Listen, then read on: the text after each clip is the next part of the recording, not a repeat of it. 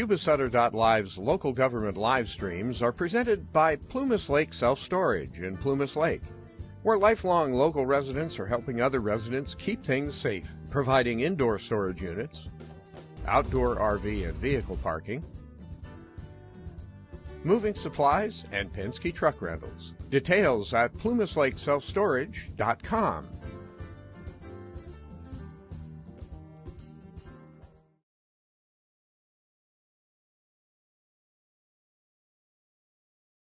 Your favorite show is back, the Yuba City Home, Garden, and Sportsman's Expo, March 24th through 26th at the Yuba-Sutter Fairgrounds. You'll find concrete floor coatings, indoor flooring, things to go on the floor, items softer than the floor, food, more than 100 exhibitors for home, garden, and sports, and tasty treats to eat or take with you. The Yuba City Home, Garden, and Sportsman's Expo. Details at ychomeshow.com. Led by Zach Hamill. I apologize, Chair. Austin Schmidt was unable to make it at the last minute. Matt, will you? Bear with me a moment.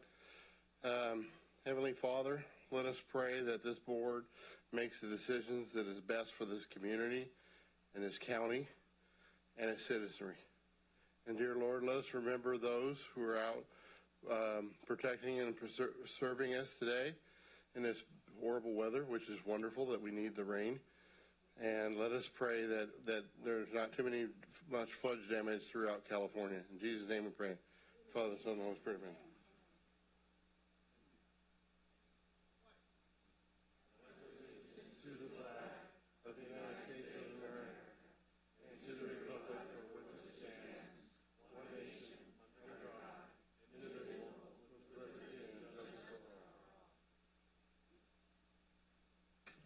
Thank you.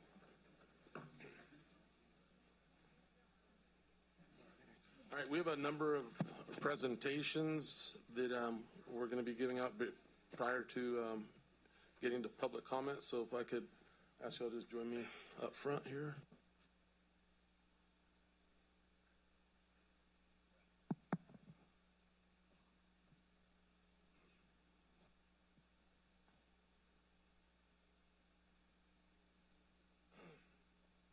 Noah Dunham.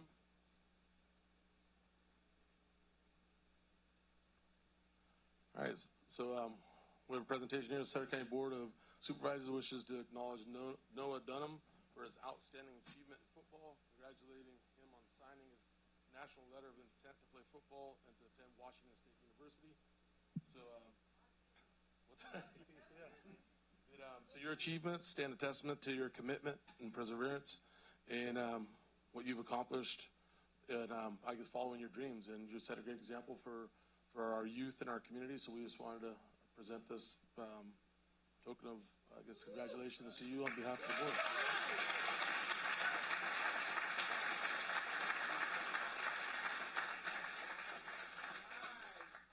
Would you like to say a few words? Just want to say thank you for the recognition, and I'm very blessed for the opportunity. So thank you.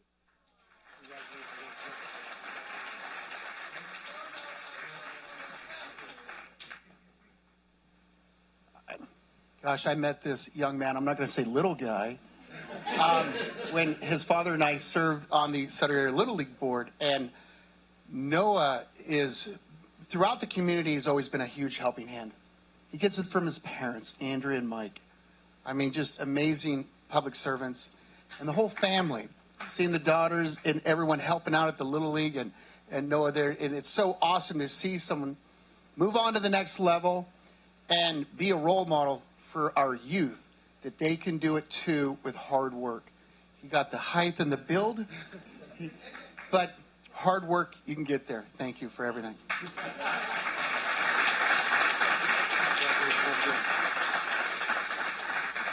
All right, I don't see the Putmans there. Kevin or John, I don't see them in there. All right, so we're going to move on to Sarah Roberts. If you could please join us up front.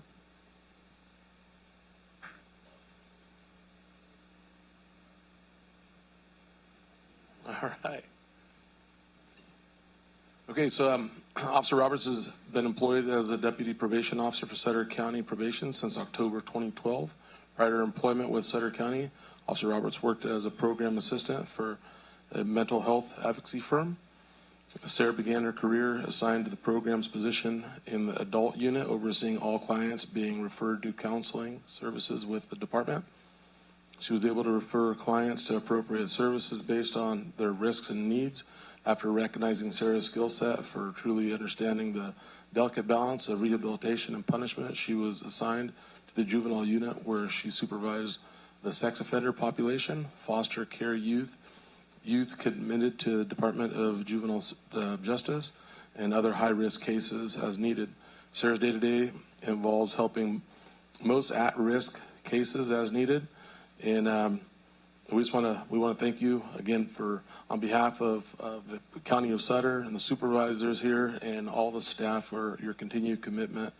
And this is going to go on and on we've got a couple more paragraphs. I don't want to be disrespectful, but we want to respect everyone's time. But we are here to actually. I guess I'll finish it out. Never mind.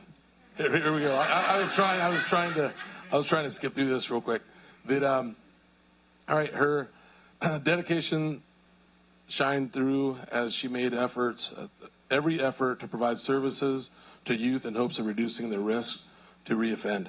Sarah quickly emerged as a leader in the juvenile unit. She became known as someone her peers could turn to for help, as she knew the answers to most processes through her own experiences. Her hard work was evident among her supervisors and her peers. Soon after, Sarah transferred to the adult unit, where she was assigned to supervising individuals that were released from prison on post-release community supervision. This caseload consists of the most high-risk individuals that have been in and out of the criminal justice system. Sarah quickly learned how to navigate through her caseloads and deal with the clients. At the same time, she was also accepted to the Armed Officer Training Program, and in October of 2022, she graduated from the program. In Sarah's 10 years of experience, she has worked in both adult and juvenile units, giving her all every day.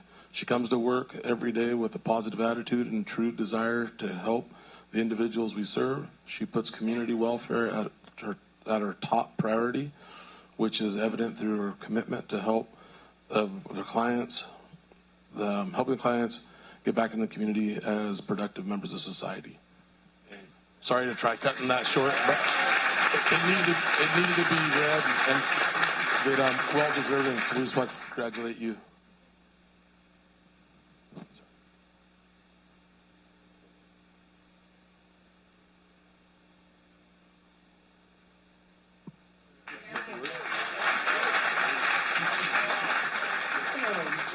I'll just say thank you to my department and everyone who's here today. You all have supported me through all of this, some of you for the last 10 years, and I wouldn't be who I am and where I am without you guys and the community as well. I've worked with you, many of you, through other capacities and other departments, so I owe a thank you to all of you as well, because, again, I wouldn't be who I am or where I am. Thank you.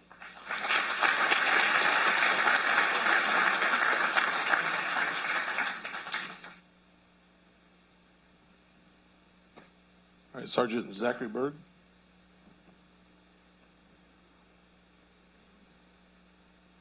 Start this as he's coming down. Sergeant Berg is proud to call Sutter County home, along with his wife, Christina, and their daughter, Paige. Sergeant Berg began his career with Sutter County Sheriff's Office in August of 2010 when he was hired as a deputy sheriff. Sergeant Berg is a self-motivated person and has worked a variety of assignments over the years, to include being assigned to the contracted city of Live Oak, boat patrol operations, search and rescue, and detectives. Sergeant Berg was promoted to his current rank in August of 2020. He currently holds both basic and intermediate certificates through the California Peace Officers Standards and Training. Sergeant Berg has played a vital role in planning and safety of the annual Sikh Parade that takes place in November of each year. In 2021, he served as a sheriff's office liaison for the planning committee on the event. Sergeant Berg currently serves as administrative supervisor and oversees all community response teams as well as being responsible for equipment inventory, purchasing, and boat patrol operations. Sergeant Berg has received various commendations and letters of appreciation from the community during his career with Sutter County Sheriff's Office. In 2022, Sergeant Berg received the Sheriff's Commendation for his role in life-saving efforts when he assisted by responding to a man stranded in the Sacramento River. Sergeant Berg was involved in the rescue efforts, and he was commended for his leadership and resourcefulness during the rescue. Sergeant Berg is a steady presence who is respected by his peers as well as the community he serves. That we are honored to have him represent Sutter County's office as Peace Officers, Officer of the Year, stated by Sheriff Barnes. So, Sheriff Barnes, will we have you come up here as well?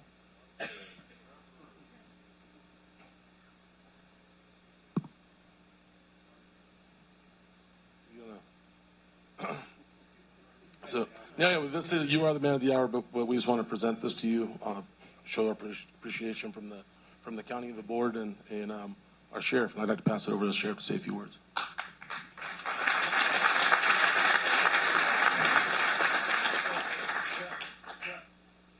So I'll just keep my comments very brief, but Zach is somebody throughout our organization. Whenever you need something done, Zach is our go-to guy. I rely on him heavily, especially with our community response stuff. He never turns down an opportunity to make our community better, which I think is important. And as you heard from Supervisor Baines, the list of stuff that he does for us is just immense. And so we couldn't be more proud that he's representing the Sheriff's Department this year as our Officer of the Year. So congratulations, Zach.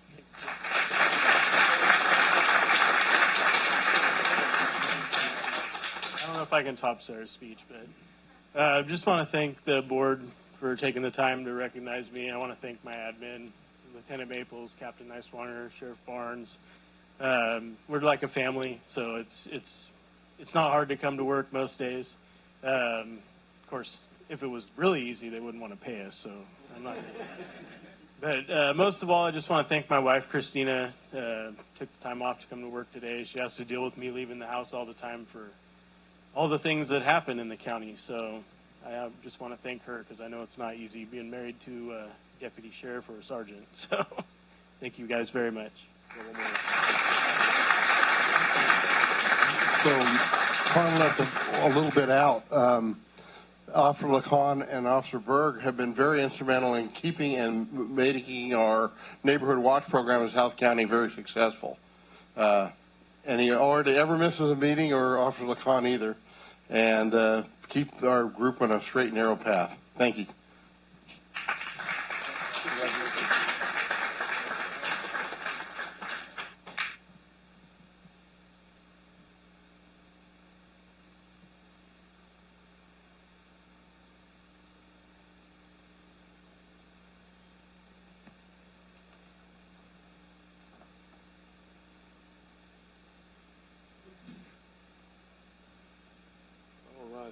We have Terrell Locke and Sandy Drown. If they could please join us.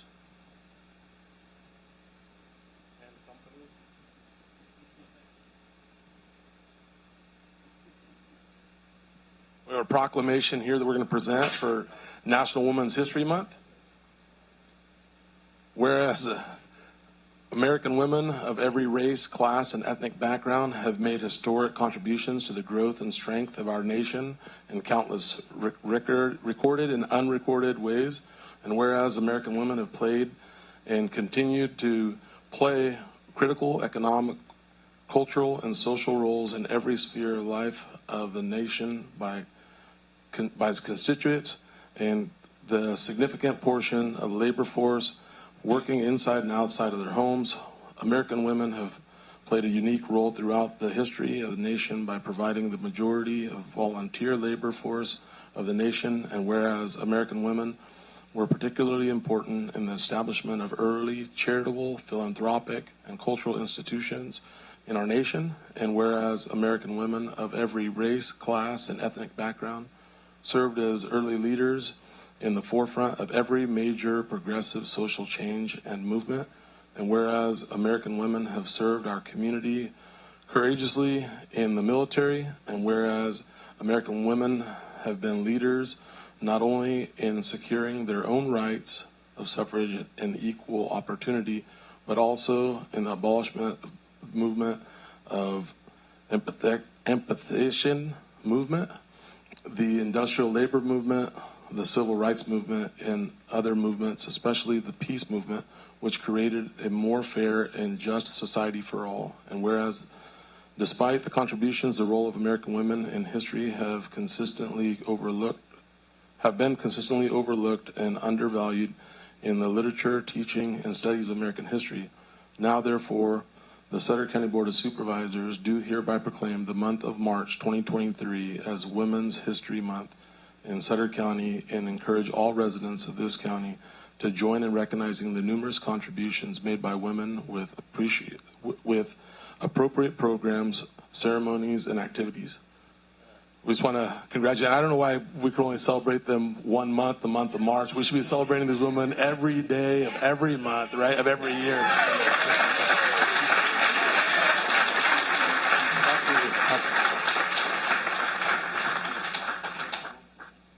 So why is Women's History Month so important? The contributions of women through the years have often gone unappreciated and forgotten, but each year in March, Women's History Month is a time for reflection, appreciation, and celebration. Women's History Month is an important time to recognize contributions, both large and small, that have changed the lives for the better. We can all challenge gender stereotypes, call out discrimination, draw attention to bias, and seek out inclusion. It's true that both men and women live in poverty, face discrimination, and must overcome obstacles. But throughout history, in every country in the world, women and girls face additional obstacles and discrimination solely based on their gender. On behalf of the Seroptimus International and Marysville, Yuba City, I would like to thank the members of the Board of Supervisors for recognizing Women's History Month. Thank you.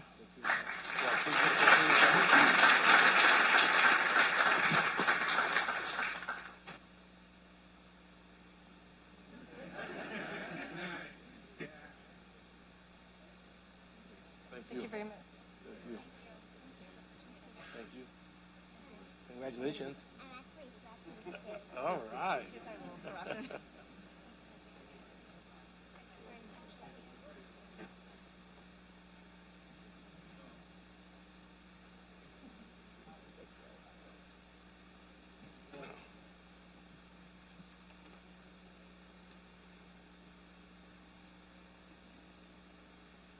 right. We have Sarah Eberhardt Rios and staff. Please join us. You want to read this one? Huh? Read it. Come on, staff. This is a good one. Balance it out. We might tip over one way. Over here. Line them up. Come this way. Yeah. Oh, this is right. This is right on right here. All right. Right here. Okay. All right, we're all up here? That works. Yeah. Well, anywhere you like. Down now. Right? There you go. All right. So we have a proclamation for National Social Workers Month, March 2023.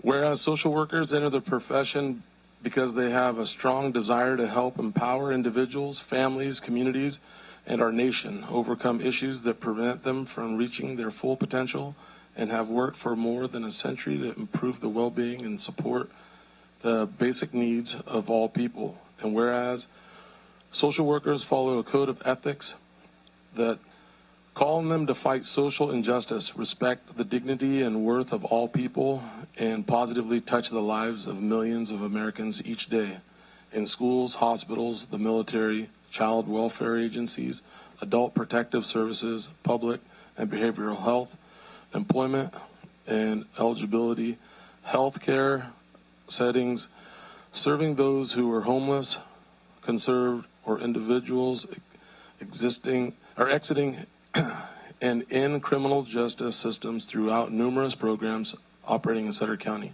And whereas the 2023 Social Work Month theme, Social Work Breaks Barriers, embodies how social workers help empower individuals, families, communities, and societies to overcome hurdles that prevent them from achieving better well-being, and have helped this nation live up to its values by advocating for equal rights for all. And whereas social workers are the largest group of mental health care providers in the United States, working daily to help thousands of Americans overcome behavioral health conditions such as depression and anxiety, and on the front lines of the nation's opioid addiction crisis, helping people get the treatment they need and prevail over substance use disorders. And whereas the social work profession is one of the fastest growing careers in the United States, with 708,000 social workers today, including those that work in Sutter County, with more than 60,000 more social workers expected to enter the profession over the next decade, and more needed every day. And whereas social workers have continued to push for changes that have made our society a better place to live through programs and advocacy that help eliminate poverty, hunger, and homelessness, working throughout our society to meet people where they are, to help empower people to reach the goals they wish to attain.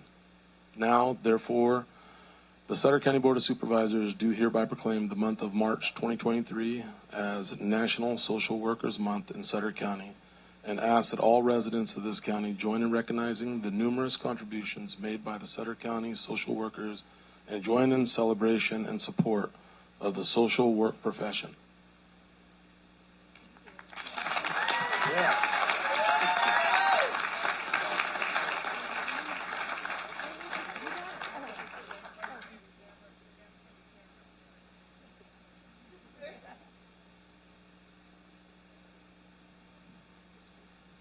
Very briefly, before I hand it off to our social worker who's going to accept on behalf of all of these amazing folks, it takes a team to serve those in HHS. So social workers, RNs, MDs, caregivers, non-licensed staff. Today we're celebrating social workers, and some of us are here in this room, including me, because a social worker cared about me. So I want to hand this off to Gina to say a couple words on behalf of her colleagues, and we appreciate y'all so much. Thank you for the opportunity to serve you.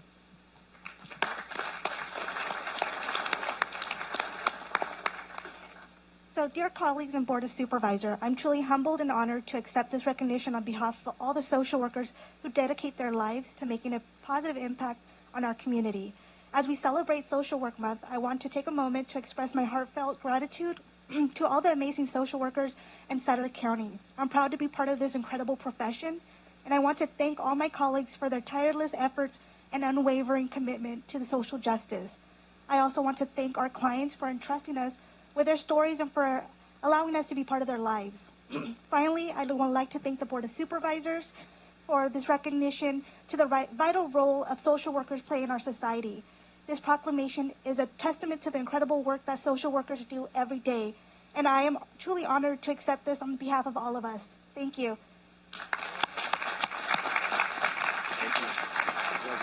Thank you so much.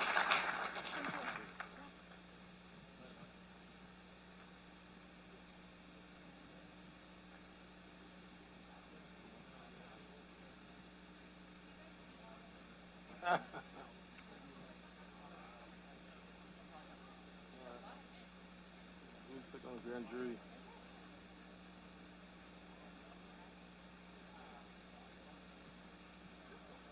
Gary Underhill.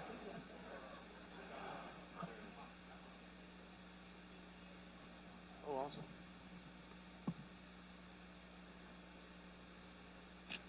How you doing? Good to meet you. Good to see you. Yeah.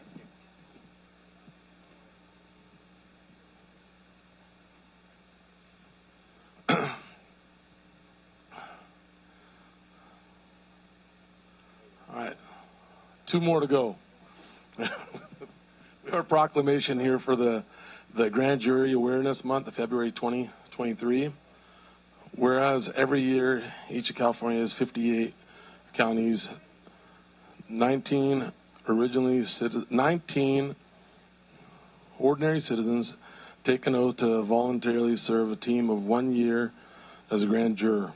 Whereas grand juries have been in existence since the adoption of California's original constitution in 1849 and 1850, And whereas grand jurors conduct their investigations under the auspice of Superior Court of California and have broad access to public officials, employees, records, and information. One of the most important functions of the grand jury is to review the operations of officers, departments, and agencies of local government. And whereas grand juries are charged with investigating and reporting of local government operations to assure that their responsibilities are being fulfilled legally, efficiently, honestly, and in the best interest of the public. Grand juries serve as a watchdog authority and are well suited to the effective investigation of local governments because they are independent bodies operationally separate from the entities and officials that investigate. And whereas the grand jury's fact-finding efforts result in reports that contain specific recommendations aimed at identifying problems and ways to improve government operations and enhance responsiveness. And whereas the hard work done by grand juries has a great effect on our communities and makes California a better place to live. Now, therefore, the Sutter County Board of Supervisors do hereby proclaim the month of February 2023 as Grand Jury Awareness Month in Sutter County and encourages everyone to observe this month by recognizing the efforts of those jurors, both past and present, who have volunteered their time and service to the County of Sutter County Grand Jury.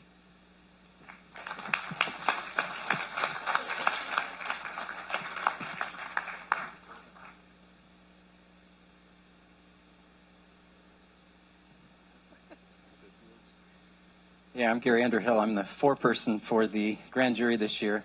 And I just, on behalf of my fellow grand jurors, I want to say thank you for the recognition. What the grand jury does in each of the 58 counties is very important. And we thank you for the opportunity and the honor to serve our county. So thank you. Thank you.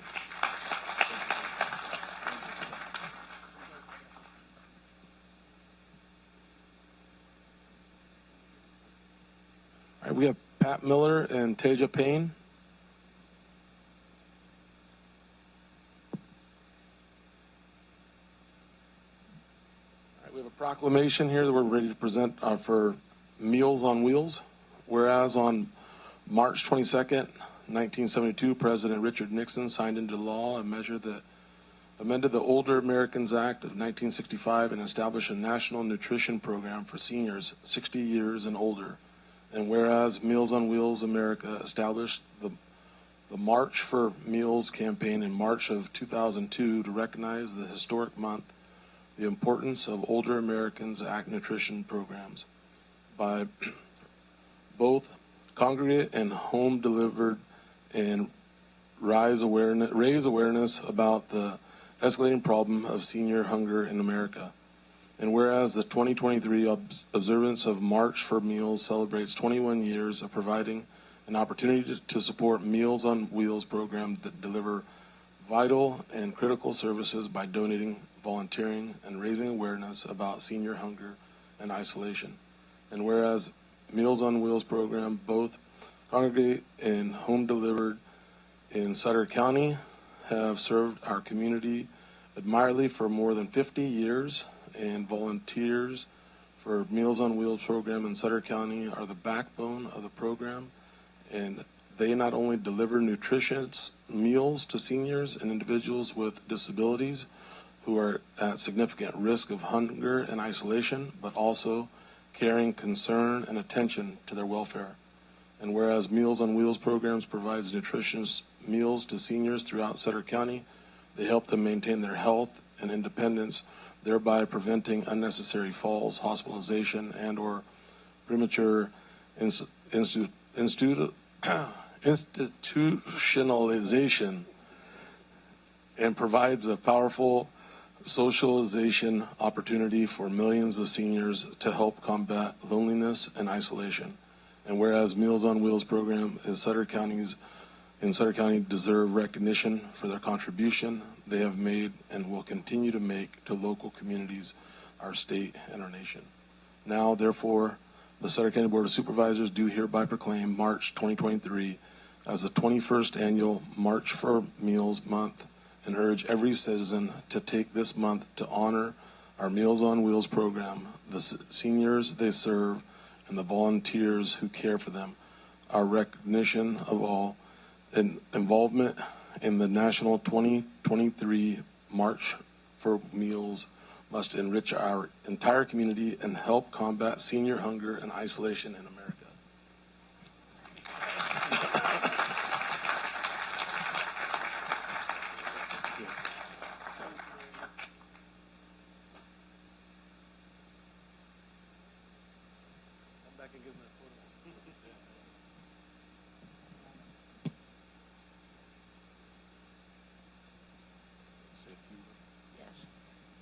Thank you, Supervisor Baines.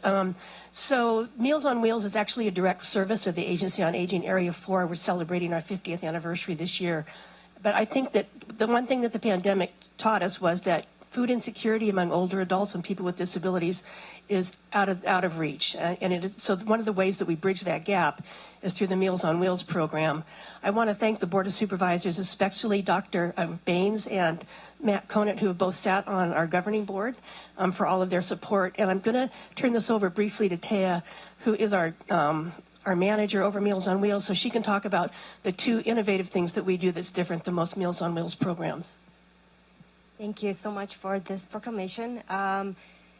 We are very pleased and honored to be serving over 400 older adults in Yuba and Sutter County with meals that are locally prepared in both of the counties. On Meals on Wheels Yuba and Sutter program, we serve homebound older adults who are isolated and most often lonely as well. And we try to connect them and prepare and deliver meals to them. We try to use volunteers to deliver as well. And on Done Around Town program, which is a congregate nutrition program, we also work with local restaurants to prepare meals for them and help them fight food insecurity as well. Congratulations.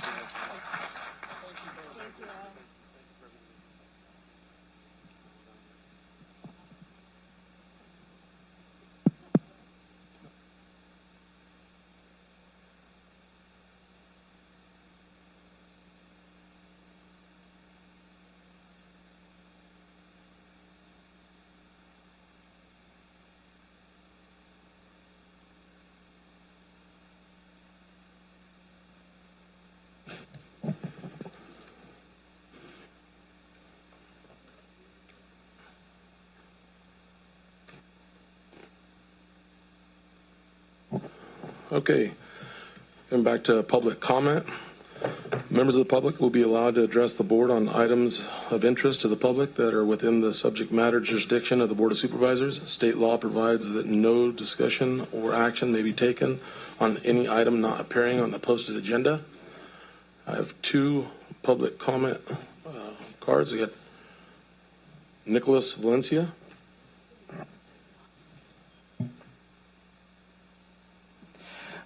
Hey everybody, I hope you're all having a good afternoon. So I don't know if you know who I am, but I am the new treasurer tax collector for Sutter County, and I was asked to speak today about everything that's going on with the bank failures that started last week and if that's going to affect Sutter County.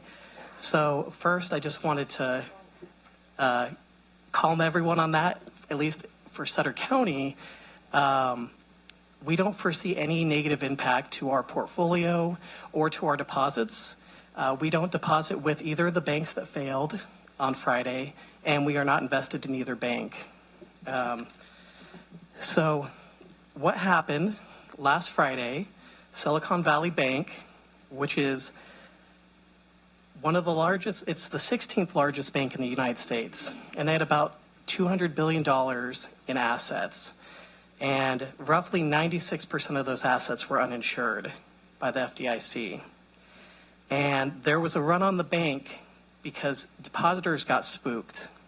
So California regulators shut the bank down midday and stopped anything from happening from that point. There was also a run on a bank in New York, Signature Bank, that was shut down by New York regulators. This was a very unique situation. Both of these banks were very unlike U.S. Bank, which is the bank that we bank in as a county. for one, high amounts of uninsured funds in these banks. And then also they had very small deposit bases. So Silicon Valley Bank mostly catered to tech startups, and they had a lot of businesses. One of them, for example, was Roku. They had $500 million in the bank, only $250,000 insured. So when they got spooked, they decided we need to move our money, and they didn't have all that cash on hand. The other one, Signature Bank in New York, mainly dealt with cryptocurrency dealers and depositories. And as a county, we don't, we're not really invested in any tech startups. We're not invested in cryptocurrency. We're very highly regulated by California code. And U.S. Bank has a very broad deposit base across all sectors in government and personal deposits. And we don't foresee, at least at this time, that there's going to be any greater effect on these large banks like U.S. Bank that we use. What led to this, for this bank run to happen, was that Silicon Valley Bank had a lot of investments that were heavily impacted by the federal rate hikes.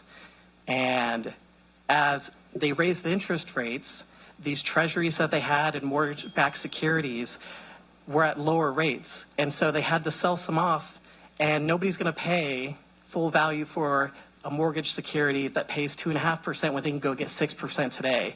So they took about $1.8 billion in losses, and immediately on Friday, people were just pulling their money out. Because they thought that if something happens here, they're going to lose all their money. For us as Sutter County and as Sutter County's bank and the treasurer, we don't get to invest in the same things that these banks can invest in. They can have a 30-year mortgage loan. Our limit on investments is 5 years. That's the furthest out that we can go out on duration. And so the further your duration is, the more that these rate changes can affect your portfolio. So just as a quick and easy example, if there's a 1% rate hike and you have a 2-year duration on your investments, you could see a 2% loss on your portfolio. So you can see if this bank, like Silicon Valley Bank, had a 15-year duration and there's been a 4% raise in rates, that could be 60% of their portfolio wiped out. So we're never going to see that in ours. Our highest duration can be 5 years, and we aim actually for 2-year duration on our investments. Another thing that I'd just like to point out is that these banks probably actually would have survived if depositors hadn't panicked and ran on the bank. I don't know if anyone here has seen the movie It's a Wonderful Life, but there's a great example of a run on the bank when everyone runs there and they try to get all their money out. And, Jimmy's begging them, please just take what you need. We need to get through the day. So if they hadn't done that, they actually probably would have survived. And for us as a county, this is one more area where we are safe because our depositors in the county pool are the county itself, schools, and special districts. And we have very set rules for how these deposits can be removed. And essentially everything goes through my office before we actually even let money out anyway. So we'll never let a deposit run happen on the pool treasury. It's a very complex issue going on. There's a lot of developments. We don't know everything. This literally just happened on Friday. But I'd be happy to come back again in 2 more weeks at the next board meeting if there's any new changes, anything that looks like it's going to be a wider issue in other banks. Or if anyone else has any questions, I'm more than willing to answer any outside of public comment. All right. Thank you. Thank you so much for the update. Thank you. Yeah, thank you for your time. All right. Liz Cervantes.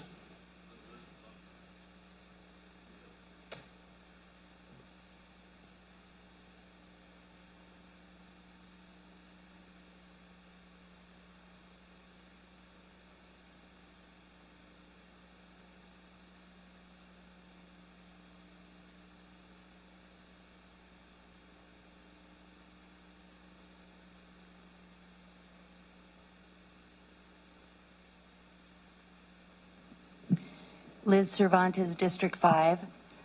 Man, it's March Madness, right? So many accolades and awards.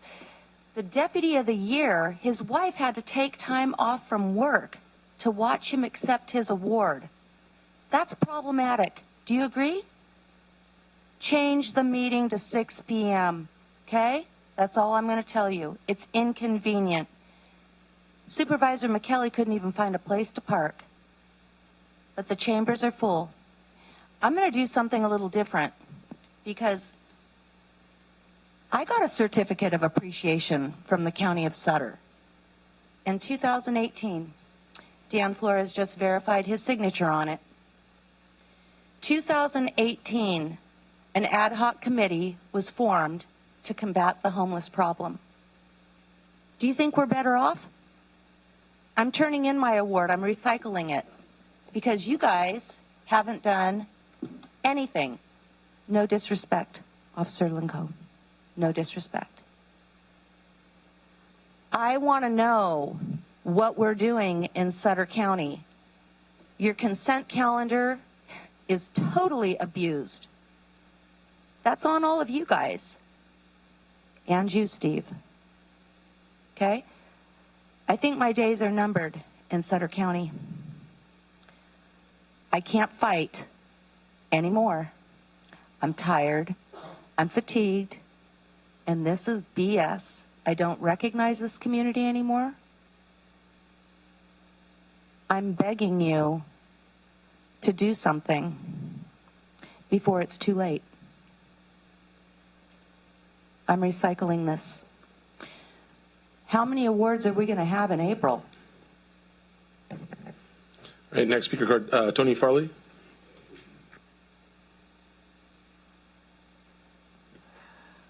Test. Seems work. Okay. Yeah, work. It's gonna work. Well, yeah, today's March. March is Women's Month. My birthday month is a good month for rewards, ribbons. I bought a Girl Scout cookie. We gave my Girl Scout cookie on Thursday. So yeah, I'm Tony Farley from Southwest City South Store. Kind of here to thank all government officials: Zachary Hannibal, Nurse Sarah from probation, the former Vice PD officer over there.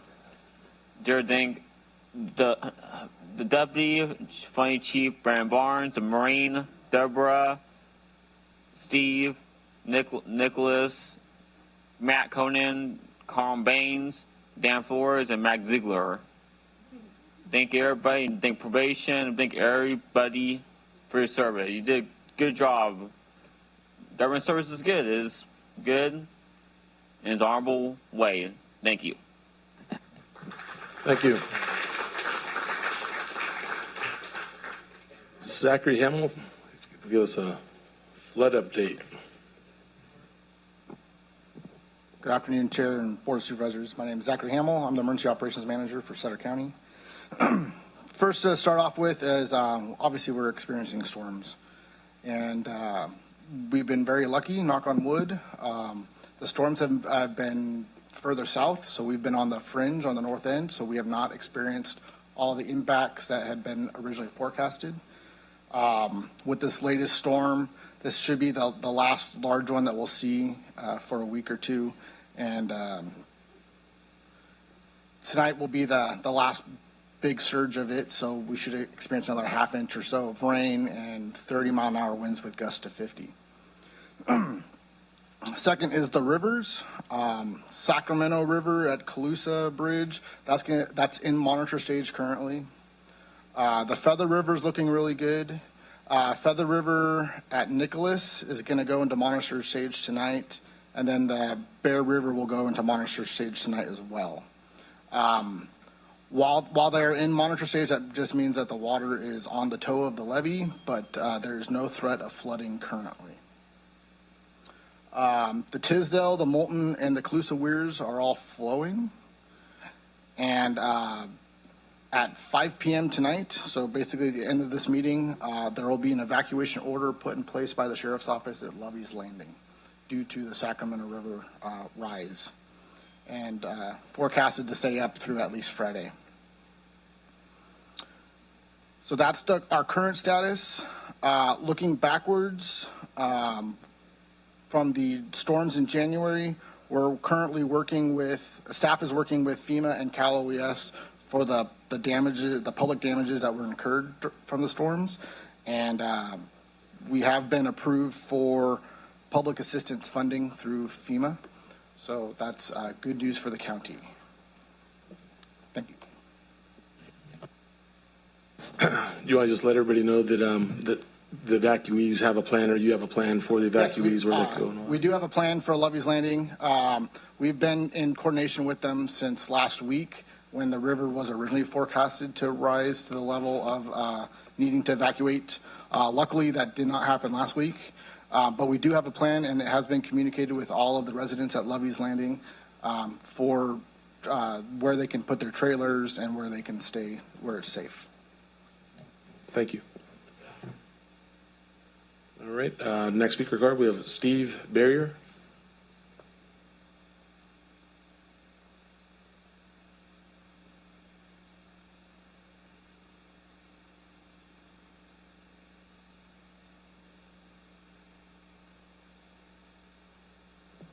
Good afternoon, members of the board. Matt, my name is Steve Barrier. I live in District 5. I'm going to talk about the need for an ordinance regulating the use of Canon propane devices, also known as Dawn guns. My wife and I have submitted 2 sets of documents to the board already concerning this matter, which included a petition signed by Sutter County residents asking for such an ordinance. We've lived in Rio Oso for 20 years. We have farm acreage there. My background includes farming. I graduated from the University of California, Davis, with a bachelor's degree in ag economics and business management. My father and grandfather both farmed in Sutter County. Members of my extended family farm in Sutter County. We are not newcomers to country life. We are accustomed to the normal sounds of farming, such as spray rigs, tractors, and various machinery.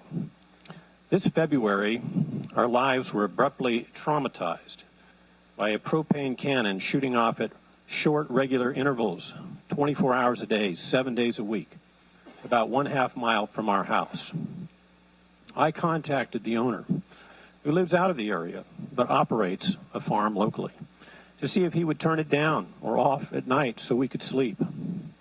He told me to stay out of his business, that geese were coming, and he has an alfalfa field. I contacted the sheriff, who told me that this is an ag matter. During the next few weeks, the gun was on most nights. My wife had to move into a small room or use a laundry room, sleeping on the floor on another side of the house to try to sleep. We both had been wearing special earplugs, and we tried to wear shooter's headphones while sleeping. In several rooms, we put foam and boards designed for noise reduction on the windows. We purchased white noise machines. This type of sound carries through the windows. Despite all of these measures, we still lost a significant amount of sleep. I remember a night on February 23rd. I slept about an hour, if that. I got up in the morning feeling nauseous. I could barely function. There were many nights where sleep was only 3 to 4 hours. On some nights we had peace, only to have it start the next night. A few weeks ago, on Saturday evening, the interval was reduced to about 22 seconds between the blasts and sounded like it was turned up, going the entire night. We and other neighbors called the sheriff. We were told nothing could be done because there was no ordinance. I have contacted the ag commissioner and code enforcement, and they have told me the same thing. There's no ordinance. We have lived in this community, as others have, for many years. We have neighbors in their 90s, families with disabled children, people who have to drive long distances to work, who all need their sleep. For the first time, I have felt that I did not want to go home after work because of the trauma and anxiety caused by this cannon firing all night. I am a senior citizen. I continue to work. I need these cannons shut off at night. The anxiety of living with the dread that the cannon will be turned on all night, louder and more frequent, is wearing me down, and I am not the only one. Without an ordinance, these cannons can be used indiscriminately at night, 24/7, 365 days in the year, based on each individual farmer's opinion. Mr. Bear, sorry, your time's ran out a little bit ago. We've received a letter. We simply urge that you pass a reasonable ordinance which respects the rights of the people who live on and near farms, and the rights of farmers to farm consistent with ordinary and good practices. Thank you. Thank you. Next speaker card, Yana Bear.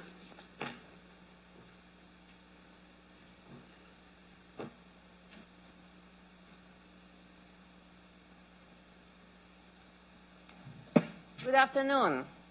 I'm going to talk about the same issue as Mr. Berrier, who's my husband. My name is Yana Berrier. I've been living in Rios for 20 years and in Sutter County for almost 30 years. I'm an attorney. I have an office in Yuba City and I practice family law. We need this ordinance. Other counties have this ordinance. The primary concern is use of these devices at night because they interfere with sleep, and this is a biological necessity. Since we encountered this problem, I have been talking to various people, and I know a lot, and I meet a lot of people in my business. And I discovered that this has been an issue in other parts of Sutter County. Like I said, other counties have ordinances to regulate these devices: San Joaquin, Stanislaus, Napa, El Dorado, and they have similar ordinances stating that the devices are not to be used at night. They are to be used together with other bird controlling techniques, to be used when birds are present and at certain intervals. Also, we submitted a letter and we attached 2 expert opinions from egg consulting businesses, which both opine that there's no need to run it at night and there are other measures available. In an absence of an ordinance, the residents-only option is a private lawsuit, and that's not right because, first of all, it takes a long time, and during that time, that person will be living under this torment of sleep deprivation, and many people cannot file a lawsuit. They don't have the means, they don't have the drive that some of us have. So that's why we need an ordinance. The law enforcement needs an ordinance too. There were many calls to law enforcement, and they couldn't do anything. That creates frustration because the residents feel like the law enforcement cannot help them in something so simple. This is a great place to live. I've lived in my life in many countries and many other areas, and I've seen how this board has done good things for our community. And this ordinance is needed to address an essential need, so please do it. That will be very helpful. Thank you. Thank you. Okay, that's we have no more speaker cards for public comment. This time we're going to move on to the consent calendar. The consent calendar groups together those items which are considered non-controversial or for which prior policy direction has been given to staff and that require only routine action by the board. The chair will advise the audience that the matters may be adopted in total by one motion. However, the board may, at its option or upon the request of a member of the public, consider any matter separately.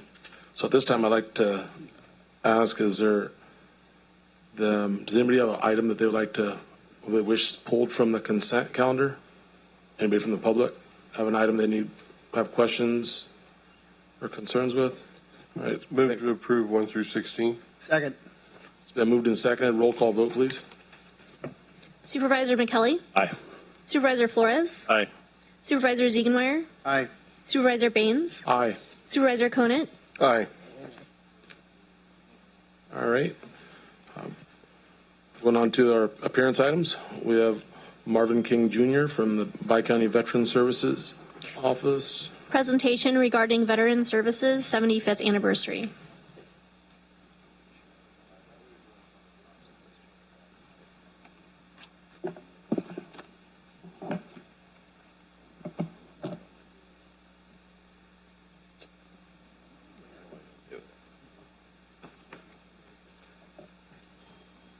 Good afternoon, Chairman and board members. My name is Marvin King. I work with both Yuba and Sutter County Veteran Services, and I'm here to give you a small presentation. I'd like to take a few minutes to present to you information concerning the Yuba-Sutter Veteran Service Office. As some of you are aware, the Veteran Service Office has just finished our 75th year of service to our local community in 2020. Just prior to our anniversary, our office had planned several events to celebrate this long service to our community. Unfortunately, these events were put on hold due to COVID lockdown.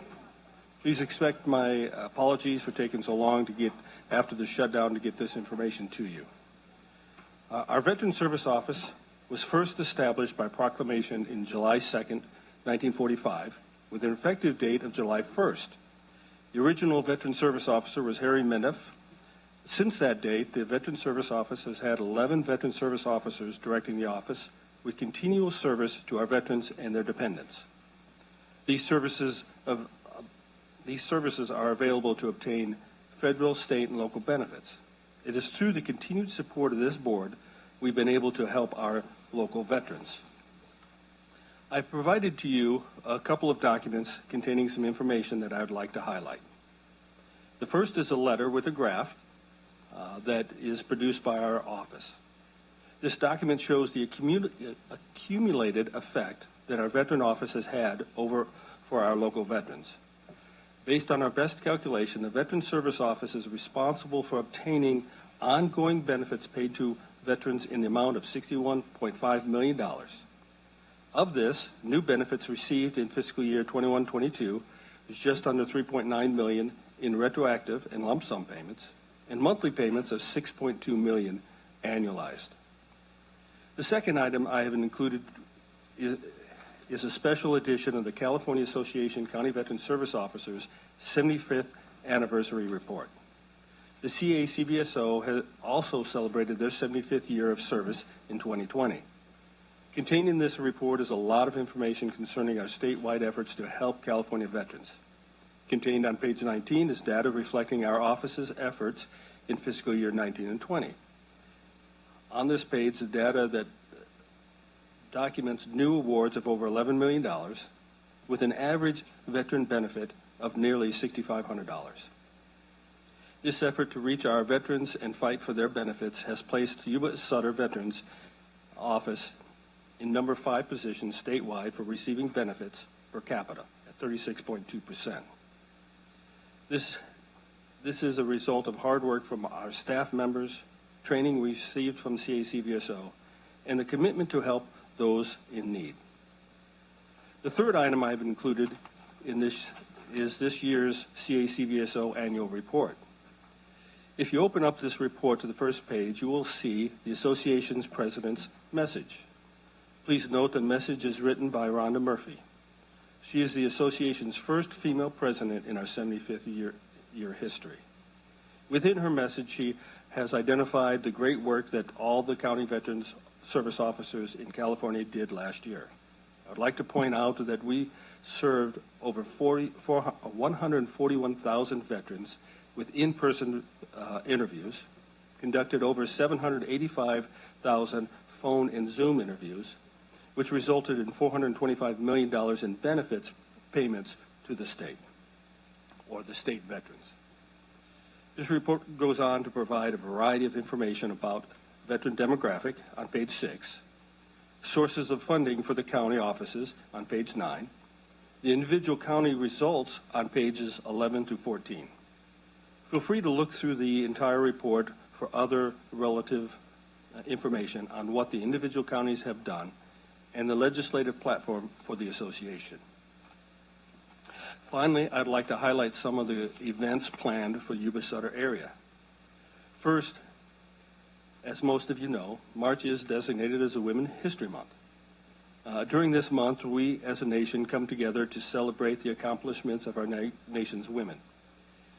What is not commonly known is that on June 12th, we also celebrate the 75th anniversary of women integration into the U.S. military.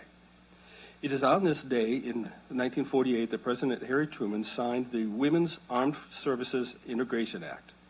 Since that time, the U.S. military has taken great strides to recruit, train, promote women within the ranks of all branches of the military. Unfortunately, a review of current VA data shows that women veterans are less likely to seek VA benefits than their male counterparts. They are one of the biggest groups of underserved veterans throughout the U.S. At the beginning of this month, I had the opportunity to talk to the California Department of Veterans Affairs Deputy Secretary for Women and Minority Veterans, Ms. Virginia Wimmer. During our discussion, she expressed an interest in joining with the Yuba-Sutter Veteran Service Office to host a women's roundtable discussion regarding local women veterans' needs. This event is currently in the planning stage, and more information will be provided as the event planning progresses. The purpose of this event is to ask women questions about their concerns with VA benefits. What are the barriers obtaining VA benefits? What can we do to help reach this underserved population in our area? The next big event in the planning stages is to host a statewide training conference in our area. If you think about providing capable people with to provide VA claims, training is the key. For California, this is done through 3 training conferences each year. In the past, these conferences were hosted throughout the various counties in California, but not in our local county. Up until recently, we just didn't have a facility capable of hosting a large group of individuals in a training environment. Recently, this limitation was removed with the building and opening of the Hard Rock Cafe in Wheatland. Currently, we are scheduled to host the next statewide training conference in June, from June 19th to 22nd at the Hard Rock. We are projecting the attendance of around 150 participants from various counties, veterans offices throughout California, along with state and federal partners. At this time, I'd like to extend an invitation to attend our opening ceremonies on the 19th. I will communicate and coordinate with this invitation with Ms. Jamie Yang, Veterans Liaison within the County Administrator's Office. The last thing I'd like to do is state that I recognize that the Veteran Service Office is only able to accomplish our mission because of the incredible staff we have and the great support provided to us by this board. To show our appreciation, I'd like to present each member of the board our 75th year anniversary coin and a certificate of our appreciation for your support. Thank you.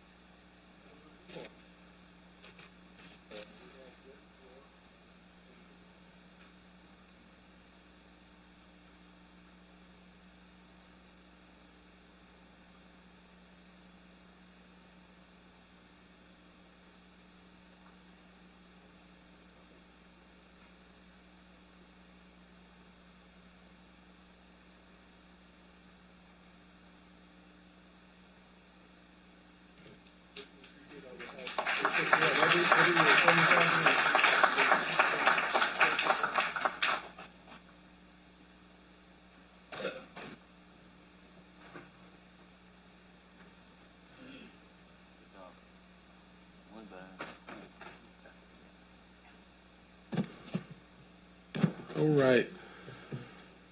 We're gonna, Neil, if you just bear with me a minute here, that we had some speaker cards that I just wanted to, without they wanted to speak on an item, but they wanted to go through on public comment. So if I could start with Yolanda Twinner. Yes, Tolliver.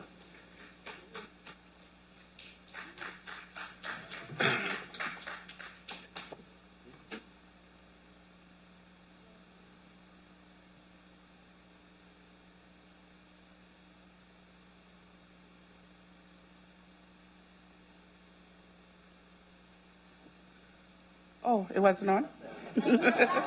Okay, no problem starting over.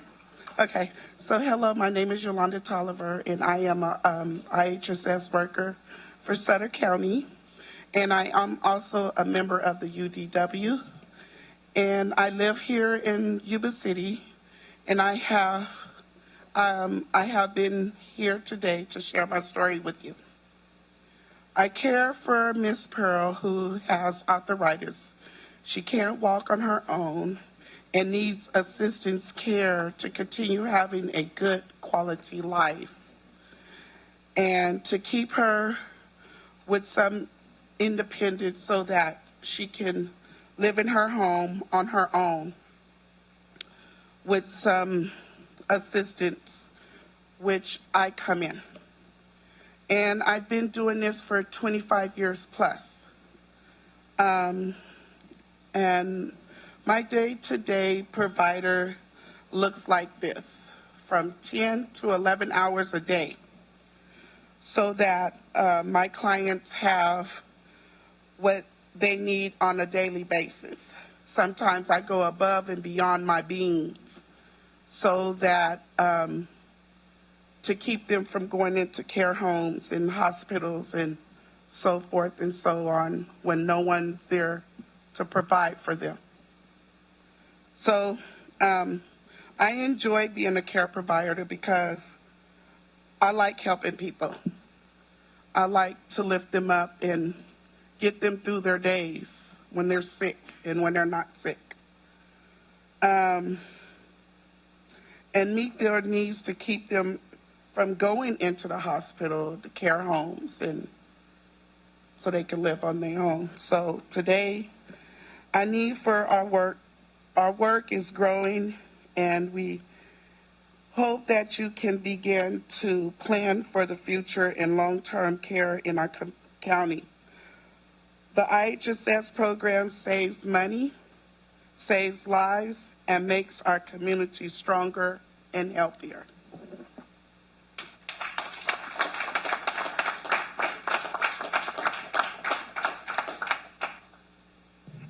Next speaker is Romelia Ids.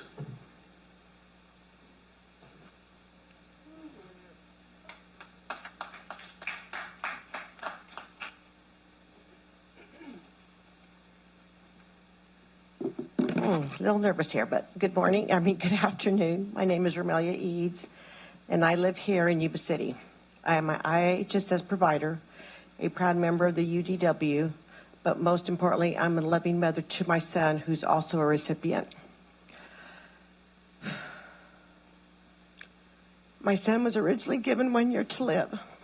After being the odds of his initial diagnosis, he was diagnosed with 18 QTs, leaving him with the mentally of a 3 to 5 year old, even though he's 38, unable to live on his own.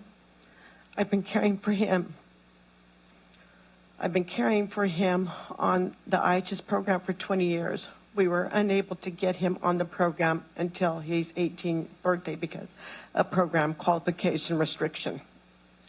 I want you to imagine yourself in my day-to-day life with him, never knowing how the day is going to go, keeping my son clean as he may have random bowel movements without warning, trying to maintain the rest of his household, trying to retain the rest of the household while keeping a constant eye on my son because he may hurt himself if left unattended.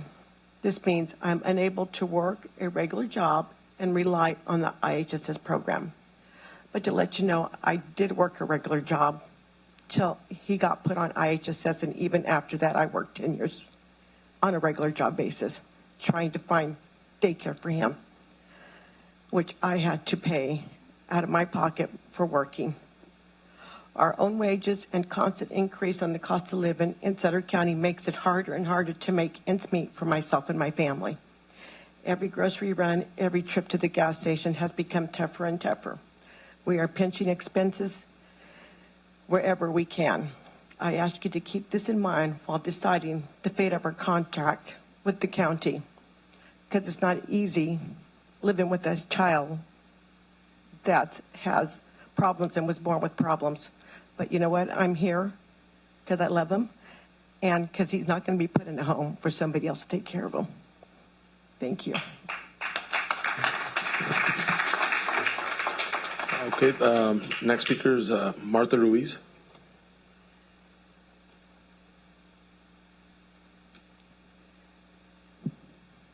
Buenas tardes, mi nombre es Marta Ruiz. Soy la presidenta del Distrito 6 de mi unión UDW Y también soy proveedora del IHSS por 12 años. Cuido a mis padres aquí en Yuba City. Mi madre tiene 83 años y mi padre 87 años de edad. Ellos tienen demencia. Los cuido desde hace 12 años para asegurarme que ellos pueden vivir, tengan la calidad de vida que merecen. El programa de IHSS ha permitido no solo a mí, sino muchos y a otros proveedores cuidar a las personas en sus hogares para que puedan vivir con dignidad y comodidad. Pero también nosotros necesitamos la dignidad de ganar un salario digno para vivir por el trabajo fundamental que brindamos a nuestra comunidad. Soy parte del equipo de negociaciones de mi unión para que mi voz sea escuchada. También fui parte de las unidades de negociaciones anteriores y espero que prioricen el programa del IHSS, ya que nuestro contrato se finalizó el año pasado. Los proveedores confiamos en ustedes para que podamos continuar brindando estos servicios vitales a nuestros adultos mayores y personas con discapacidades y a nuestras propias familias. Gracias.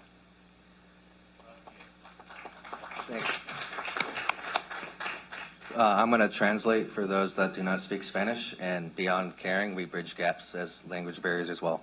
So with that, good afternoon. My name is Martha Ruiz.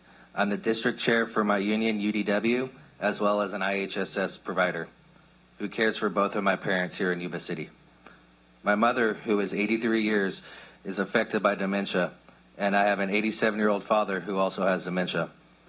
I've cared for my parents for 12 years now to ensure that they can live with quality of life that they deserve.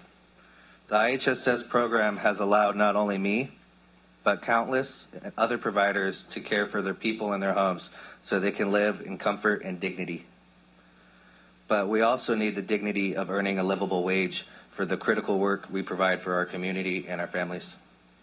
I'm a part of the bargaining team for my union to have my voice heard. I'm here to have my voice heard. I was a part of the past bargaining units as well, and hope that with our contract ending last year, you will prioritize the IHSS program. Again, you will prioritize the IHSS program. Caregivers are relying on you to be able to continue providing these vital services to our senior peoples, our people with disabilities, and our families. Thank you for listening.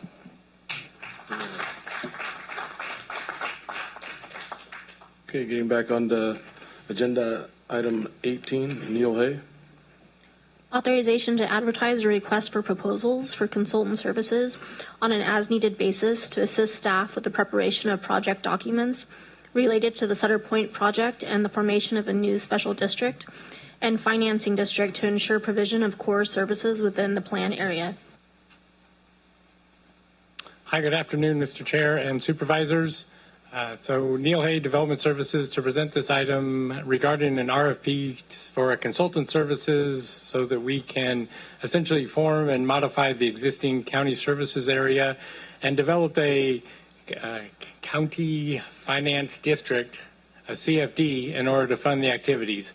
So as my department continues to process the entitlements and the improvement plans for the Lakeside at Sutter Point development, there are a number of financial documents that need to be generated, produced, and eventually approved by your board.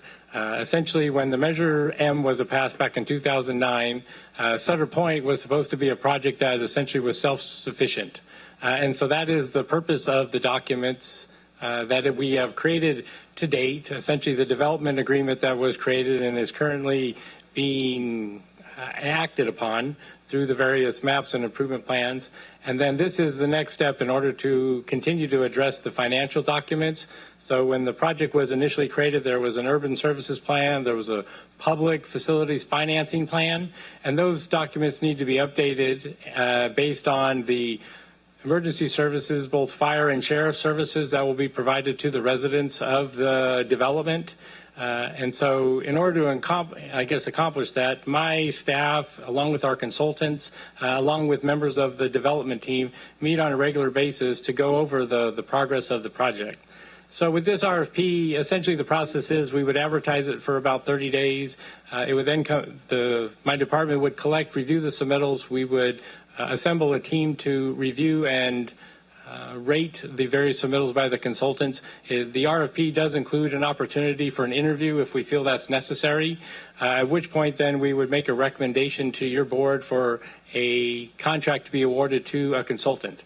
The cost of that consultant contract essentially is paid by the county, which is reimbursed by the developers. So the county does not essentially pay for the services to be provided. The county is reimbursed for the cost of those services on an annual basis, and those reimbursement agreements are all included in the development agreement that was previously approved by your board. With that, I'd be happy to answer any questions you might have. Any questions? No, here, I just want, through the chair, I just want to say thank you, Neil. I mean, a lot of people think that Sutter County is subsidizing paying for development, and I'm glad you're here to just let it know. I appreciate Win Communities and what they're doing, and that they're, as a matter of fact, sticking with the plan, unlike other contractors have walked away from projects in the Sac County area, which is our neighbor. So with that, I'll make a motion to approve. I'll second the motion.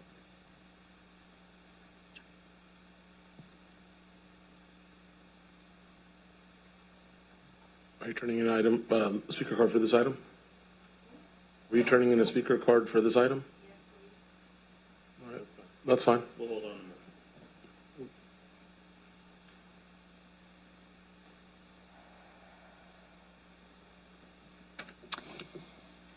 I should have paid closer attention to my agenda. I'm sorry. Why are you fixing CSA Sutter Point and not CSAF, our fire district in Sutter County? Why? Nobody can answer that?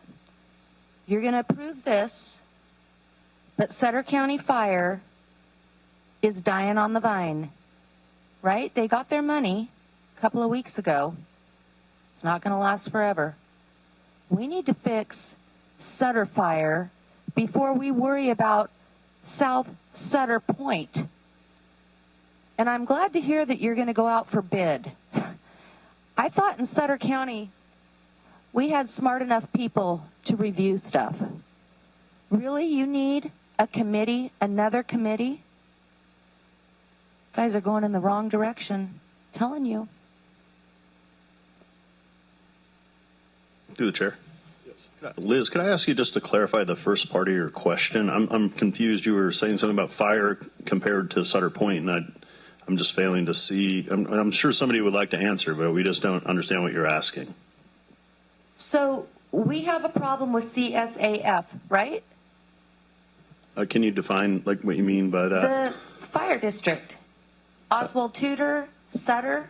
Right. No, I know what the fire district is, but can you define what you mean by a problem with? Like, are you saying you're talking about the funding? I'm wondering why we're making all these progressions towards a city that doesn't even exist yet. Mm-hmm. Okay. Before fixing our own needs here. You want to answer?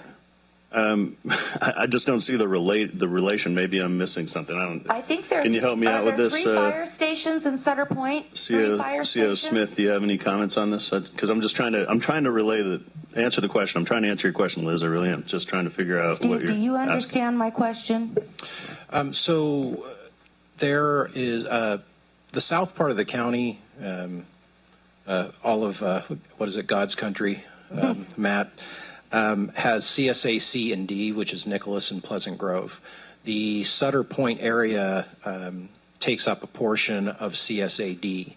The point of this RFP is to make sure that a consultant is available with experience in developments that go through and show and help calculate what fees should be, so when the developers put homes in, there's a fee attached so that we don't have a problem with whatever fire district or service area ends up running fire down there, whether it's a mix with CSAD or if it's separate or if it's a mix with CSAF. But the whole point is we don't want to end up in a situation years later like CSAF where there's funding difficulties. And whose responsibility is that? What? I mean, we've been neglecting. Now we're going to go form a whole new community. They're going to have 3 fire stations. I don't know how Sheriff Barnes is going to operate down there. A substation. That's the point of getting a CS or a CFD in place that adequately funds everything so that isn't a problem. So are you talking about another tax? No. And a reminder that the agenda item is specific to the Sutter Point area and that RFP process and not CSAF. Okay, I'm just going to make one comment here. I figured out what my problem is. I'm sleep deprived. I live in District 5 and those freaking cannons are going off all night. I hear them too. So my apologies. You're getting the wrong end of the stick from me today. Sorry. All right, we have a motion and a second on the floor. Roll call vote, please. Supervisor McKelly? Supervisor Flores? Aye. Supervisor Ziegenmeyer? Aye. Supervisor Baines? Aye. Supervisor Conant? Aye. Okay, motion passes, and we're moving on to item number 19, Rick Bingham. Adoption of a resolution implementing the additional 30-day intensive treatment certification pursuant to Welfare and Institutions Code sections 5270.10 through 5270.70. Good afternoon, Honorable Chair and members of the board. Rick Bingham. I'm the Assistant Director for Health and Human Services and the Director for Sutter Yuba Behavioral Health. It's recommended that the board authorize Sutter Yuba Behavioral Health to implement sections 5270.10 through 5270.70 of the Welfare and Institutions Code. And this is for people receiving intensive treatment at designated psychiatric health facilities located within Sutter and Yuba counties. So in Sutter County, we have 3 psychiatric health facilities. For short, we call them PUFs. And in Yuba County, there are none. And at these facilities, we provide both voluntary and involuntary treatment. And in California, involuntary treatment beyond 72 hours can only be provided once a probable cause hearing occurs. That, of course, gives the patient due process. And so after the initial 72-hour hold, which most people refer to as a 5150, should further involuntary treatment be needed, a hearing occurs on a PUF to determine if the patient can be held an additional period of time, and that is up to 14 days. That's called a 5250. So the total between those 2 holds would be 17 days. And then currently, if the patient is also gravely disabled and they need additional treatment beyond the 17 days, further involuntary treatment can be done through, again, a hearing process. And the patient can be held an additional 30 days. So that would be a total of up to 47 days.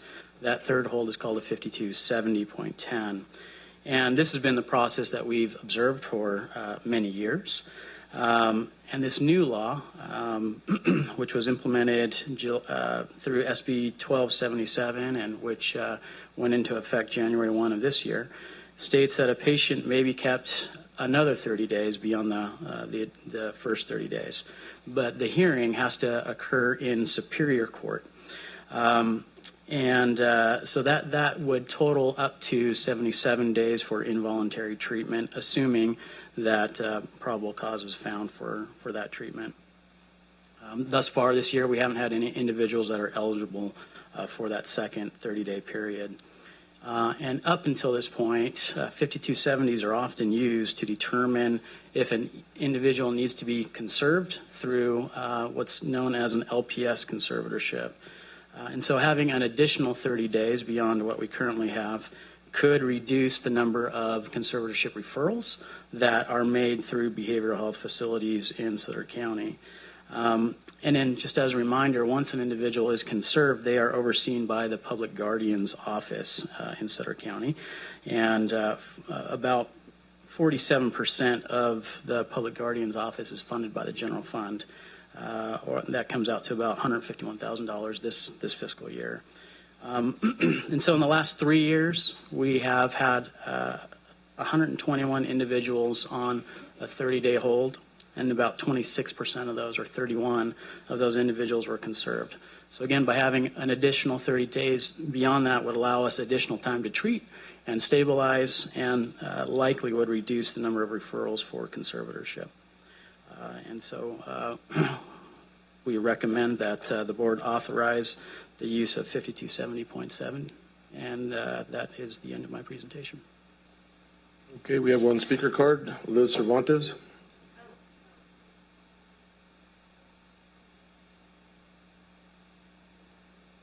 Yes. Okay. All right, speak now or forever hold your peace. No, it's not. Okay. All right, any questions from the board? If not, I'm looking for a motion. I move to approve. Second. Moved and seconded. Roll call vote, please. Supervisor Flores? Aye. Supervisor Ziegenmeyer? Aye. Supervisor Baines? Aye. Supervisor Conant? Aye. Okay. Item 20, we have our CEO Smith. Authorization to create a county revenue ad hoc committee and appoint 2 supervisors to serve on the committee. Thank you, Honorable Chair and Supervisors. This is a pretty quick item. I'm recommending the board establish a revenue ad hoc committee to interface with one that the city had put together. They had expressed interest in discussing a future revenue measure, which they mentioned at the last 2 city council meetings, and this would be a way for the county to interface with the city. That's basically it. I did want to mention, since Supervisor McKelly had to leave unexpectedly, that he'd let me know he was interested in that, but anyone can be put on the committee, any of the supervisors that you choose. Through the chair. Yes. So, Steve, I just had a clarifying question, because you brought up the city's ad hoc committee. I just want to be clear that we are very decisive that we are moving forward with a tax measure, correct? Where the city has said publicly that they're not sure if they're moving forward with a tax measure at this point, that they're conducting research right now to do that. I know that, and this is related to this agenda item, and that I need clarification before I can nominate the correct people for the ad hoc committee. I just can't, from my recollection, I don't believe that an item has been before the board that's been voted on to have a definitive answer as to whether the board is moving forward on it. Or 2024. Or 2024. So can you state the purpose for the ad hoc committee then? Yeah, the purpose for the ad hoc committee is to interface with the city. As you mentioned, they at the last city council meeting, oh no, it was well before that. Sorry, it was discussed. The last meeting was regarding a consultant regarding for the city to work on a possible tax measure. They did mention, they don't know for sure yet, and they're going to be doing some intensive reviews of revenues, et cetera. But that it's evident the county, we know, has some needs, and that's why we moved forward in the past with what ultimately ended up being Measure A. Yeah, I guess I'm still a little unclear. So basically, our ad hoc committee will interface with the city for what? To figure out if we need a tax measure, or no, figure out future plans. So are we saying we are doing a tax measure, or we are not saying anything definitive, or I'm just trying to get a. I think the purpose is to negotiate with the city to see if they are going to move forward. What kind of share of revenue would go to, say, Sutter County and the city of Live Oak to make sure it benefits the entire community. So tax revenue sharing if we move forward with the tax measure, but at this point the city is not certain if they're doing a tax measure, but the county is certain we're doing a tax measure. Is that correct? I wouldn't say we're certain just because the board hasn't voted to put one on for 2024. Got it. Okay. But that we've had one, recently. Got it. Okay. And in the meantime, there could be a citizens initiative, or something else could influence decisions that happen down the road. Okay, so the main purpose is a tax revenue sharing discussion. Yes. If some whatever form of a tax measure comes out, that's what we're talking about. Yes. Okay. All right, with that, I'd like to nominate, I'd make a nomination. Sorry, go ahead. I'd like to nominate Chairman Baines, and I guess since Nick's not in the house, I'll nominate Supervisor McKelly as well to serve on that board. I'll second that. We have a speaker card. You said you wanted to speak on this. Is that what you said?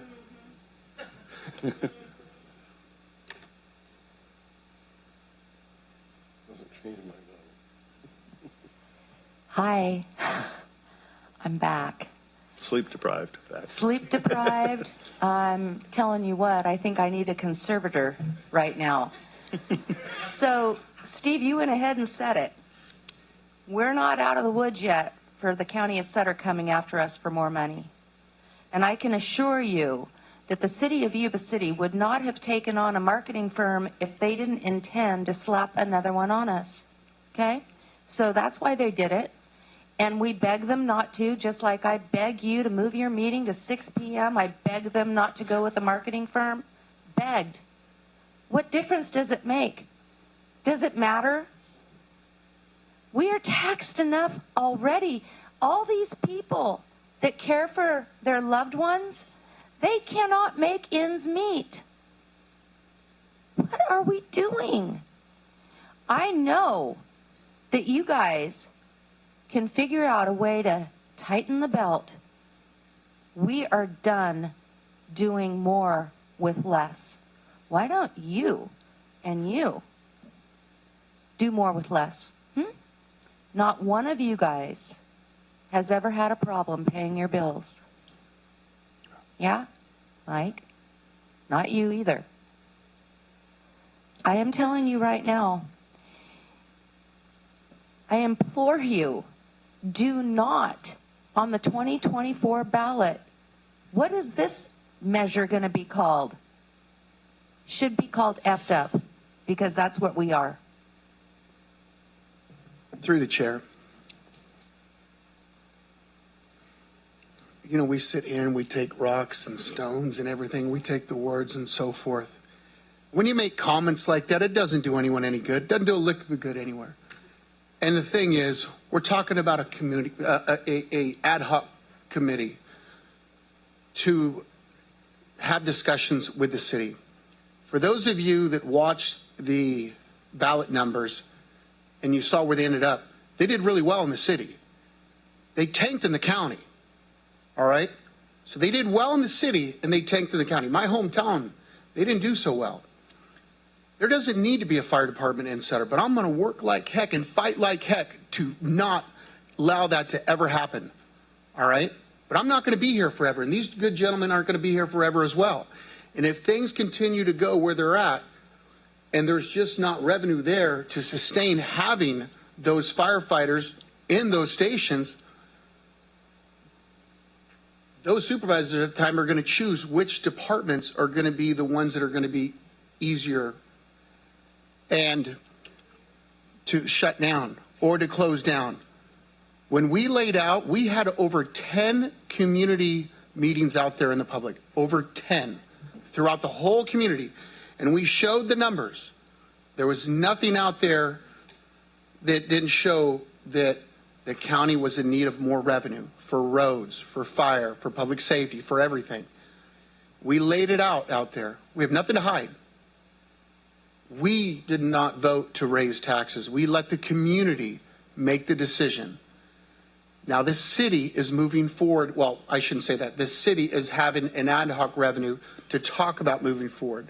All we're voting on is a committee of 2 supervisors to have those talks with the city so we can so we could work on this together instead of we're basically one in one community. We're 2 communities, Yuba City and the county, but we're together.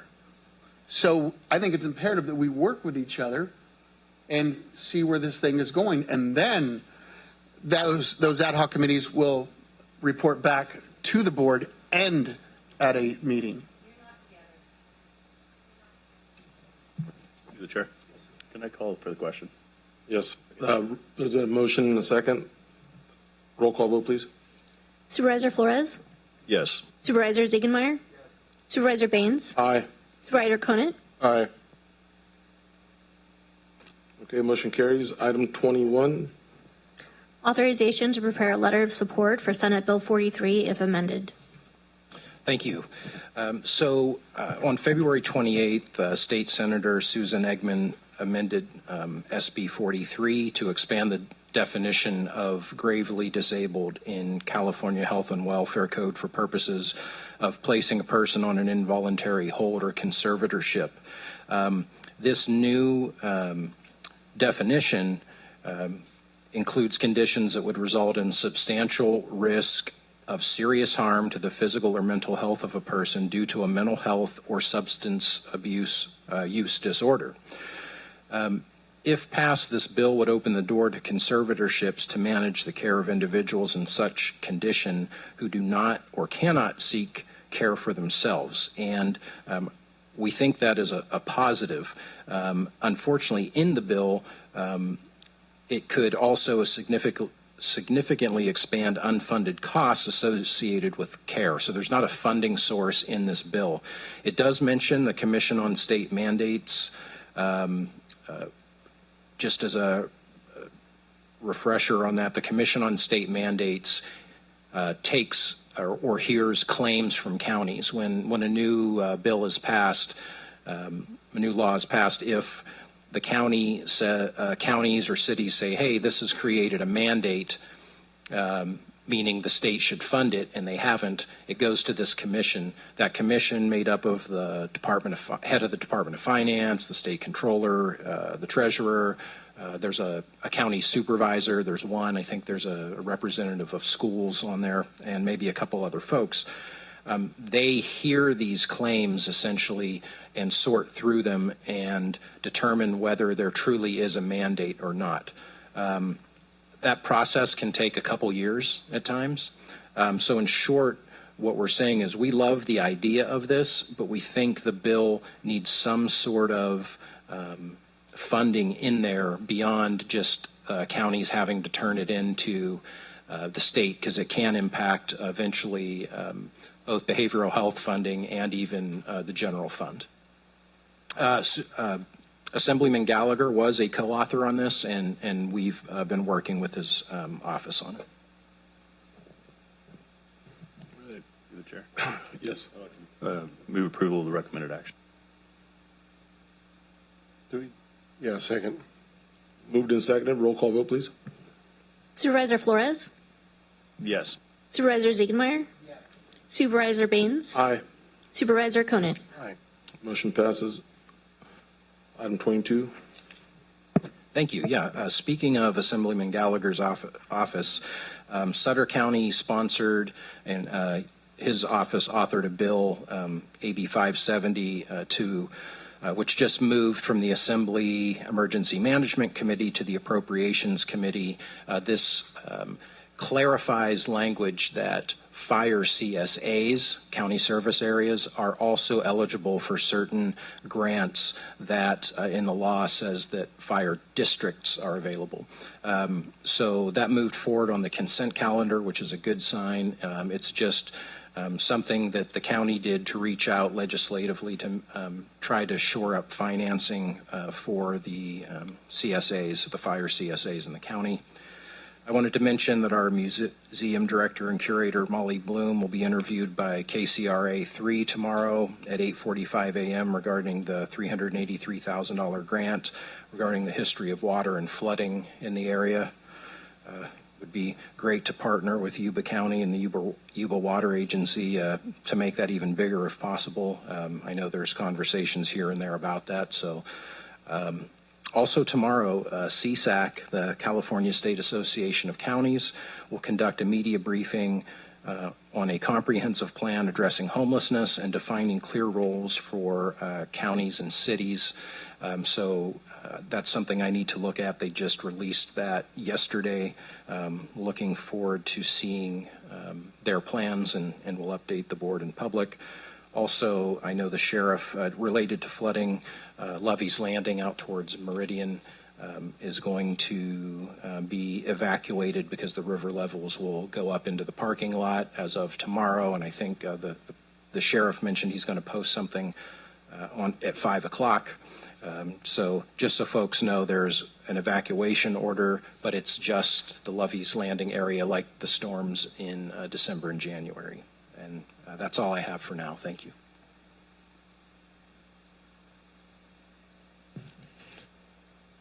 All right. Okay, we're going to go to, I guess we have correspondence. We received 2 letters. Both those letters will be marked as received. And I guess we'll go down to district reports. Supervisor Ziegler. I'd like to close in memory of Mervyn Clark. Mervyn Clark lived over 75 years here in Sutter County, did all the gas pads pretty much in the county. Mervyn was, first-class guy all the way. He moved away to Washington to follow his grandson and his family. He always kept in contact, but Mervyn was just absolutely amazing guy. Him and Norma, great couple, and sad he passed away yesterday. And then Alan Carruthers, who passed away February 22nd. Supervisor Flores. The only thing I have to report is the loss of our own family dog, Spike, who was with us for 13 years. So I'm just reporting that as a very sad week for the Flores family, but I just want to mention Spike because he was just an awesome dog, small but mighty. Thank you. Supervisor Conant. Yeah, I'd just like to talk a little bit about the rivers and water issues. So, as some of you may be aware, I serve on a NACWA board, and every 2 weeks we have a drought task force meeting, and we had one this morning. And you'd think with all this rain that we would be out of the woods, but we are not. We are not. So just real briefly, the Trinity, as it started out the season at the lowest level in history, and the Klamath was in the same boat. They've missed a lot of these storms that we've taken for granted in this part of the state. So they're still really low. Shasta is coming up. They have an inflow today of 6,000 acre feet per hour, which will be 144 by the next 24 hours, assuming the snow keeps going and the rain keeps going up there. Shasta, they still don't think it's going to. One of the speakers was cautiously optimistic that they would get to the bottom of the spill gates this year. The federal people were not as confident. They were saying there's no way. Shasta today is at around, well, yesterday was at 2.9 million acre feet. It has to get to 4.1 or 4.2 in order to do mandatory releases for flood protection. So chances are Shasta will not probably do any flood releases, at least at this point, unless there's this storm tending to be much greater. The other issue is San Luis Reservoir is almost full in the south part of the state, but most of the reservoirs south of the Delta, south of San Luis, are not in that great a shape, even though the storms have hit pretty hard down there. And and the Colorado River, we will probably have to cut in California 750,000 acre feet, which the Colorado is in record low. The major reservoirs there are terrible shape. That 10.5 million people in America, California, depend on Colorado River water. So this part of the state will probably end up sending more water south to support the southern end of the state. So that concludes what I had to talk about. Thank you. All right. Since everybody liked those proclamations so much that I'm going to make a request for a few more for the next month or next meeting. We get one for Marnie Sanders for her tenure at the Chamber of Commerce. Also, if we get one for Stevens Farmhouse, recognizing their contributions to the community. We get something for Keith Martin. In April, he'll be retiring from Yuba-Sutter Transit Authority and Regional Waste Management.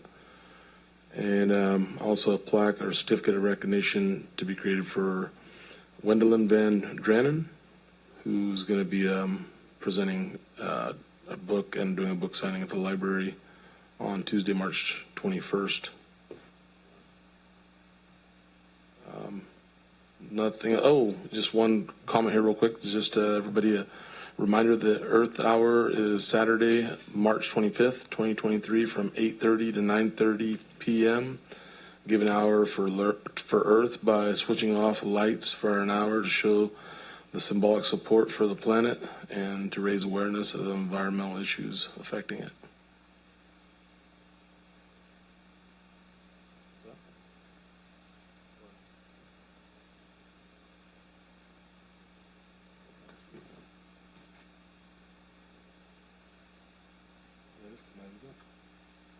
Well, yeah, there's, sorry, and then also there's actually just, I guess, an announcement that there's a ribbon cutting at the Cold Stone Creamery tonight. That, so if you guys didn't know that they're open, they opened the Rayleigh's parking lot, Rayleigh's shopping center right next door to Round Table, or next to Mr. Pickles. 5:30 in the tummy of Sutter County. Yeah, there you go. That's right. And if there's nothing else, if I get a motion. I make a motion. Second. All in favor? Aye. Motion carries. Now we are going to, yes, we're going to go into closed session, I guess. Yes, would you like the roll call to stand for the IHSS No. meeting? We'd have to take roll call again. Happy St. Patrick's Day, everybody. Yeah. Take care. Happy St. Patty's Day. Excuse me, Chair. We just need to adjourn as the Board of Supervisors and then call the meeting to order for IHSS. Sorry, I'd like to. This meeting's adjourned. You have to leave, but just go ahead. It's all right. Don't say anything. Just. Oh no, that won't. That's going to be pushed back to call the stand. Yeah. Allow that matter. Okay. That matter. To allow for a little more time to. All right. You can do it while they're Okay. muted. All right. Okay, at this time I'd like to call the meeting to order. Roll call, please. Oh, this is for IHSS, the Public Authority meeting. I'd like to call it to order and roll call, please. Director Flores. Aye. Director Ziegenmeyer. Director Baines. Here. Present. Director Conant. Here. All right, we have to go into a closed session, so I shut this thing off. This closed session is a conference of labor negotiators, Gina Rowland and Greg Ramirez, California United Domestic Workers of America, pursuant to Government Code Section 54957.6. And we should also note that in place of Gina Rowland will be Krista Flannery.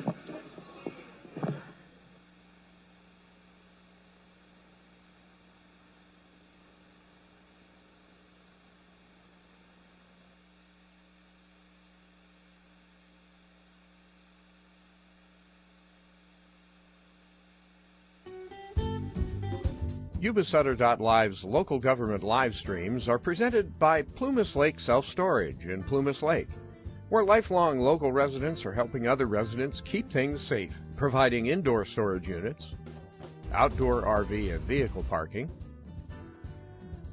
moving supplies, and Penske truck rentals. Details at plumaslakeselfstorage.com.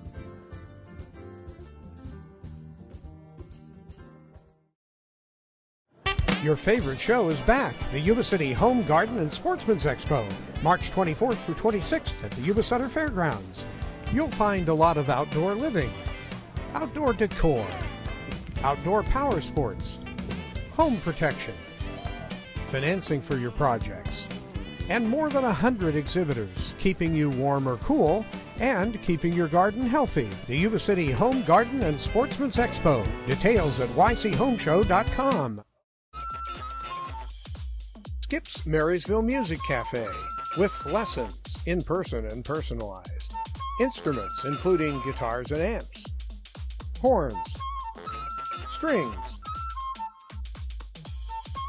for instruments, and a myriad of music and sound equipment. Skip's Marysville Music Cafe.